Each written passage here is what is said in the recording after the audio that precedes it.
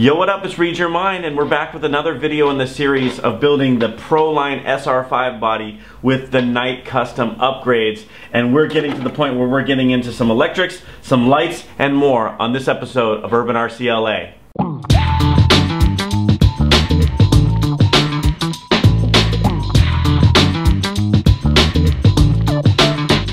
So just a quick update, I basically took the light buckets that I got from Knight Customs and I painted them black, and I didn't use traditional Tamiya paints. I actually used the high heat Rust-Oleum paint that you can get at Lowe's or Home Depot or whatever, just because I wanted a nice flat black, and because this is designed for outdoor use, I think it'll be a little bit more, a little bit stronger for when it gets the scrapes on it. So I made sure to put a good healthy dose of paint on there, and I also did it on the covers as well. These covers I'll probably not use, but what the heck, I painted them anyways. Then I rummaged through my Axial bins and I found these little pieces that hold the lights in, right? These little tiny things, I don't even know what you call them, but grabbed a couple of those, and then I found some screws that are going to work. Again, one of my biggest gripes about buying aftermarket parts in RC is they don't always include everything you need, and they don't give you instructions. So again, same thing here. If you're going to order from Knight Customs, just remember that you're going to need to make sure that you have the right screws and you have all the right pieces that you're going to need to put it together. A lot of that I would have had no idea how to figure out until I got it here, so I'm glad I ordered the parts. I'm super happy, don't get me wrong. But you know, when I'm putting these together, I'm noticing that, you know, for example, when I put the light bucket on the roll bar, I don't know exactly where I'm going to run the cables, and if I want to keep that scale look, it makes it a little bit challenging. So if anybody has any comments for how to do electrical through something like this, or if you have an example of how you did it, go ahead and leave them in the comment section below. But anyways, while you were gone, I went ahead and I installed a couple, it's very hard to see, a couple of windshield wipers on this from Firebrand RC, just to give it a little extra scale realism. And then I'm going to do these. These are the Firebrand RC rear view mirrors. They're not to scale for what this particular truck had. This particular truck had the more metal mirrors that came out from the side of the door. I don't like that look. I think this is going to add a little update to it, so I'm just going to fix those. These are throwaways, so if I lose them on the trail, I'm not going to be too upset, but it'll look really, really great. So I'm going to do that. Then I'm going to try to put together the lights and figure out how I'm going to run all these lights into the body so that I have some lights on the top on the roof rack. And yeah, that's basically what I'm working on. I've got my 3M tape, which also I had laying around. I guess you can't ever this is like one of those few hobbies where hoarding is really the key, because the second you throw something away is the second you're going to need it. So all those extra bits and bobs that you have, make sure you organize them, keep it all together so that you have a nice, easy, fun time and you're not kicking yourself for having to go buy new screws or whatever it is, or order them online.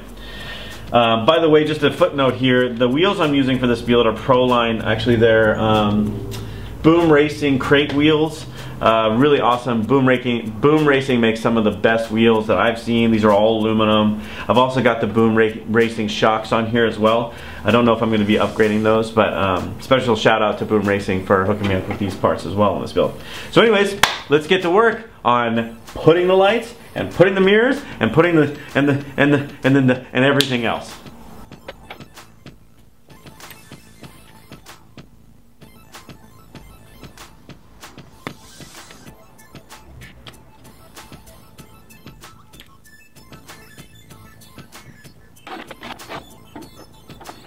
Yeah, that looks really good. See, it's gonna give that scale realism of a rear view mirror, but it's not gonna look all hokey, and it's not gonna get caught on a lot of stuff when I'm going over the rocks at Axialfest. So this is a good find for me. This little Firebrand RC accessory set that I had a couple extra mirrors left. I'm gonna be really happy with that. Right on, right on.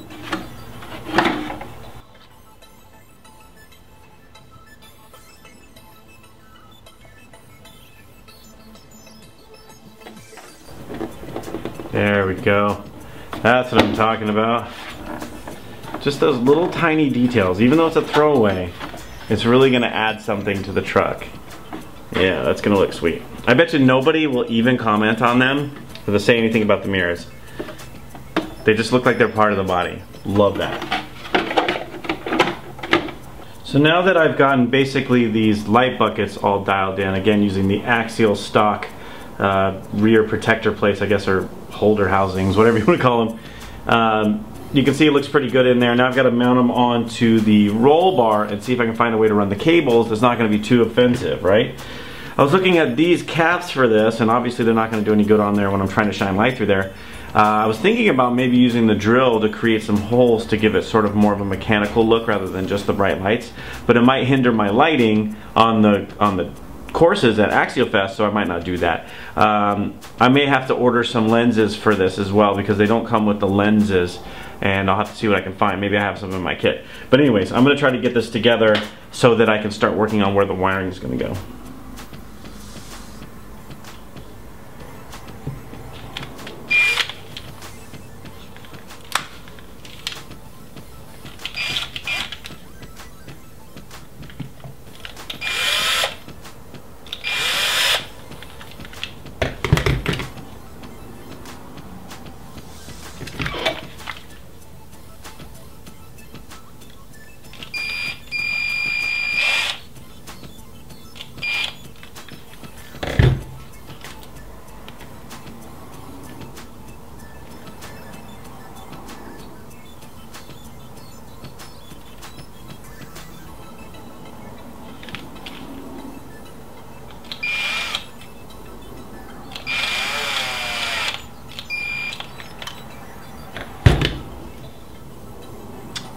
Still feels really loose.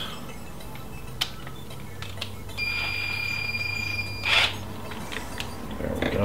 It's a really fine balance there. In all honesty, if I were you, I'd be using a regular screwdriver or a hex driver because this is really touchy.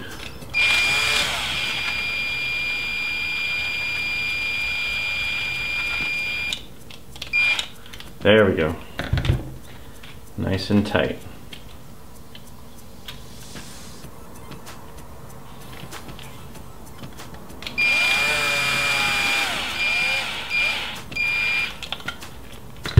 Now you'll notice on the inside of there too, there's some places where the actual screw from the back came through the front. I'm not too worried about that because I'm going to put lenses over it anyway. So if that happens to you, don't freak out about it. So now you can see the problem I'm having here is that I've got all this cable that's going to ultimately ruin the line of what I'm trying to accomplish on this truck. So if I put this down in here, I basically have to find a way to get rid of all this wire. And I'm not going to start drilling out holes in here or modifying this at all because this is actually what I'll probably use to pick up the truck when I'm on the trail too. So I want to keep everything out of the way and nice and secure because I know I'm going to do some tumbles, and the more sort of secure I can make it up here at the top, like I can feel that that one's a little loose, the better off we're going to be. There we go. So I think that's about as tight as I can make them without starting to strip stuff. But you see what I mean? Like I got to figure out a way how to hide all these cables. So that's what I'm going to work on next, is really trying to figure out how I'm going to hide those away and how I'm going to get them through the body, which will probably end up being a couple of big holes down here. And then how do I cover them up? So that's what I'm facing right now. But yeah, tinker away, right?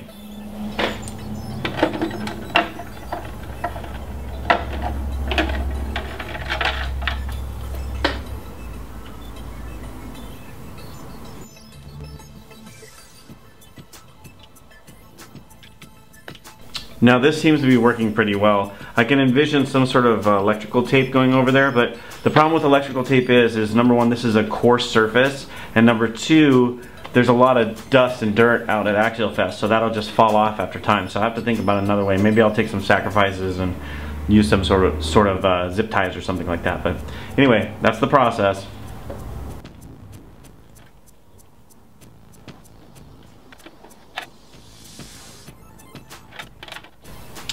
Yeah, I think that's going to end up looking pretty good. If I can get that all taped down, I think just having a little red here and there won't be that bad. So I'm going to try to finish it up and I'll show you in just a sec. Okay, so this is the solution I came up with.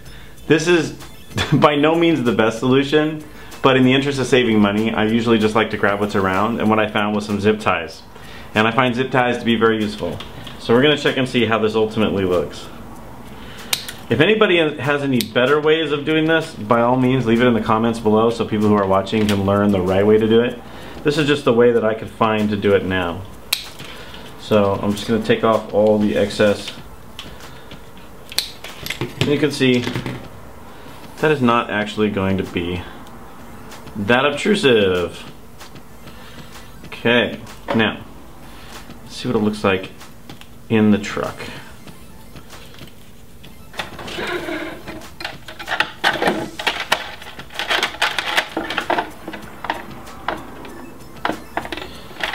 Okay, so you can see a lot of red wires here now though.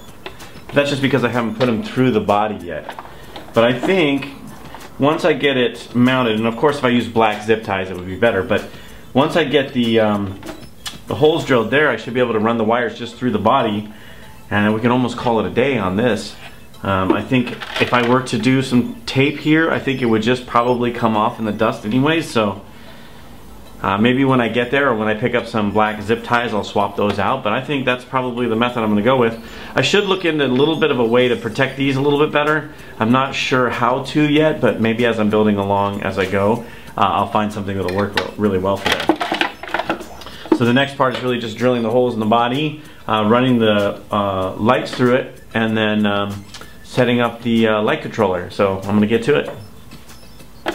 Alright, drilling holes in Lexan.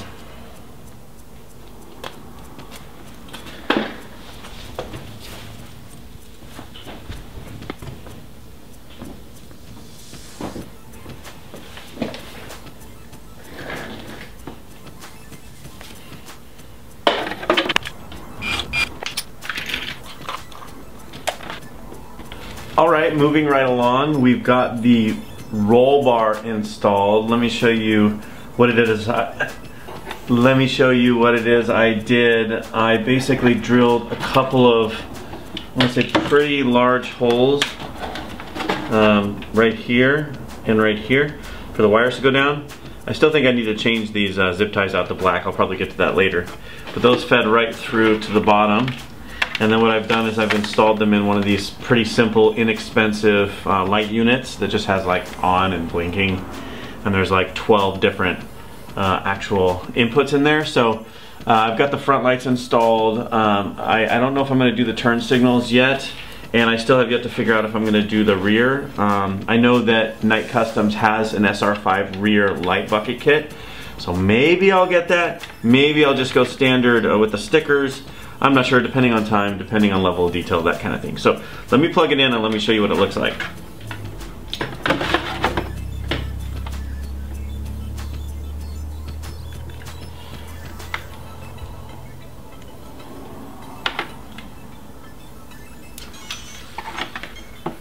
So I have to tape it up, obviously.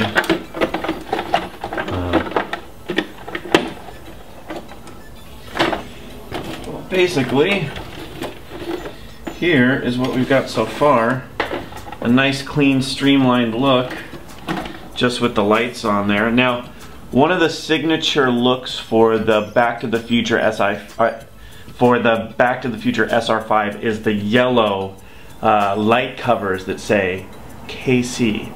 And if I cover these up with a yellow light cover, I'm not going to be able to use the lights.